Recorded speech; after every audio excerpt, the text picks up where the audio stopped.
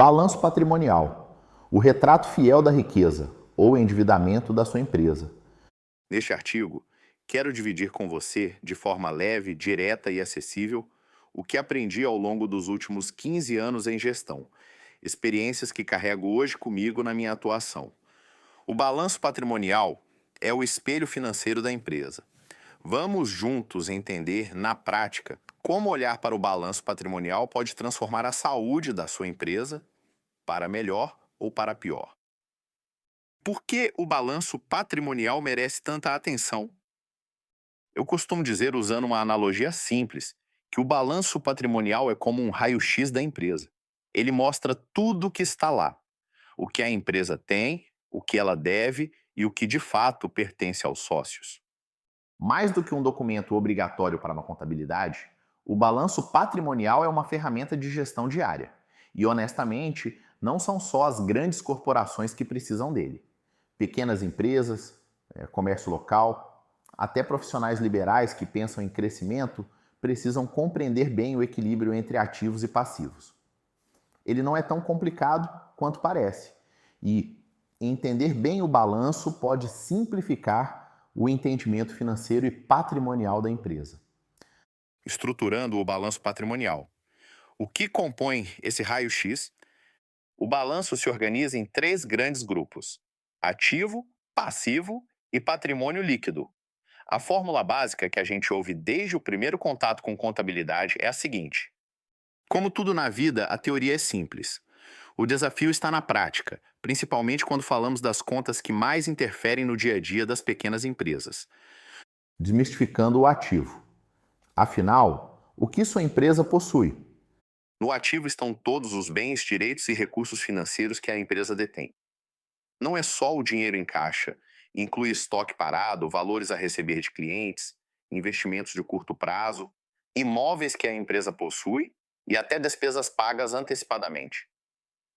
Do ponto de vista prático, principalmente em pequenas e médias empresas, gosto de focar nestas contas. Disponibilidades: dinheiro em caixa, contas bancárias, aplicações de alta liquidez. Contas a receber: o famoso clientes, ou seja, valores que a empresa já vendeu e ainda espera receber. Estoques: materiais, mercadorias, produtos acabados ou em processo de produção. Disponibilidades. O recurso imediato. É sempre surpreendente como muitos empresários não sabem o saldo exato do caixa no final do dia. Já vi empresas com vendas crescentes passarem sufoco financeiro simplesmente por não fazer esse controle. O caixa forte é uma válvula de segurança, pois garante a liquidez necessária para operações rotineiras e para enfrentar emergências. Contas a receber. As vendas que ainda não viraram dinheiro. No mundo real, vender não significa necessariamente ter o dinheiro. Para muitas pequenas empresas, o verdadeiro desafio começa após a venda. Afinal, quanto desses valores realmente irão retornar? Pois é comum para muitas empresas a venda a prazo. Venda feita não é dinheiro garantido. Um controle rigoroso dos recebíveis evita a inadimplência e permite planejar melhor os pagamentos futuros. Estoques: o equilíbrio entre excesso e falta. O estoque é como um termômetro da empresa. Já presenciei casos em que dinheiro demais parado no estoque gera falta de caixa, enquanto falta de produto faz a empresa perder vendas e clientes. Ter estoque equilibrado é sinônimo de agilidade e bom uso dos recursos financeiros. O passivo, o que a empresa deve. Aqui estão todas as obrigações assumidas pela empresa, desde contas simples do mês até empréstimos bancários e fornecedores a pagar. Quando atendo empresas em situação delicada, o passivo é quase sempre o foco de atenção. Nas pequenas empresas, destaco alguns passivos. Fornecedores: compras feitas e ainda não pagas. Empréstimos bancários: valores tomados em instituições financeiras. Obrigações fiscais e trabalhistas: impostos e salários a pagar. Essas obrigações, principalmente com fornecedores, são o que mais consomem o capital de giro. O segredo? Equilibrar prazos, negociar o quanto for possível e não perder de vista o real impacto dessas dívidas no caixa. Patrimônio líquido, a riqueza ou endividamento dos sócios. O patrimônio líquido É aquilo que realmente pertence aos donos da empresa.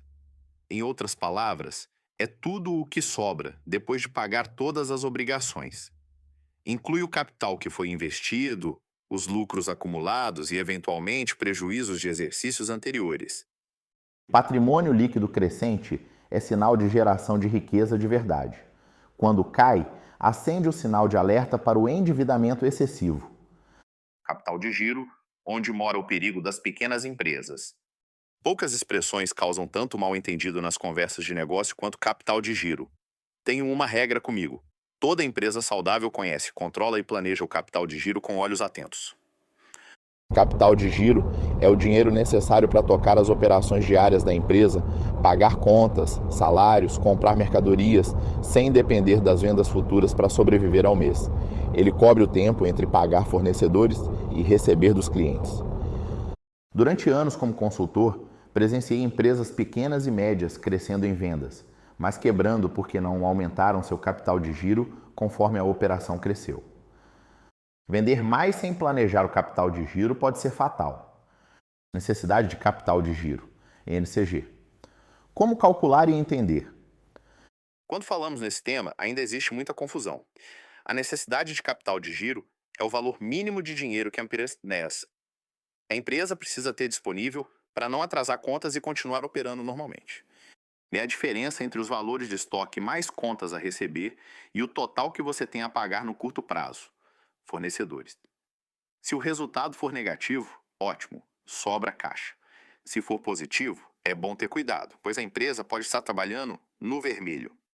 Calcule sempre a sua necessidade de capital de giro antes de assumir compromissos maiores. Como interpretar o balanço patrimonial sem complicação? Ao longo dos anos, desenvolvi minha própria maneira de enxergar o balanço patrimonial, evitando o contabiliquez. Sugiro observar, pelo menos uma vez por mês, os seguintes pontos. Ponto de análise. O que significa? Ativo circulante. Quanto tenho em caixa? Contas a receber e estoque, que podem virar dinheiro em breve? Passivo circulante. Quanto preciso pagar no mesmo período? Saldo resultante. Funciona como seu saldo bancário projetado. Ativo circulante, passivo circulante. Patrimônio líquido. Está crescendo ou diminuindo ao longo dos meses. Se perceber que o passivo está crescendo e o patrimônio líquido caindo, é hora de agir rápido. Indicadores financeiros. O termômetro do balanço. Gosto de resumir a análise em alguns indicadores simples, mas poderosos. Liquidez corrente. Mede se a empresa consegue pagar o que deve no curto prazo. Giro de estoques. Quanto tempo, em média, a mercadoria fica parada? Endividamento. Relação entre as dívidas e o patrimônio dos sócios. Esses números traduzem em segundos o que poderia levar dias para ser entendido olhando o balanço linha a linha. Como o balanço patrimonial pode ajudar na tomada de decisão? Decidir sem informação é jogar dinheiro fora. O balanço permite planejar expansão, negociar dívidas e antecipar crises. Quer investir? Veja se há capital de giro suficiente. Aumentar o estoque?